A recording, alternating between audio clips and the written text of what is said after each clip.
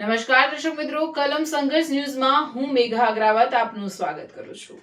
આપ જોઈ રહ્યા છો કલમ સંઘર્ષ ન્યૂઝ અને જોઈએ આજના મહત્વના સમાચાર। દહેગામ તાલુકાના હરસોલી ગામે આવેલા ખોડિયાર માતાજીનો પ્રાણ પ્રતિષ્ઠા મહોત્સવ યોજાયો।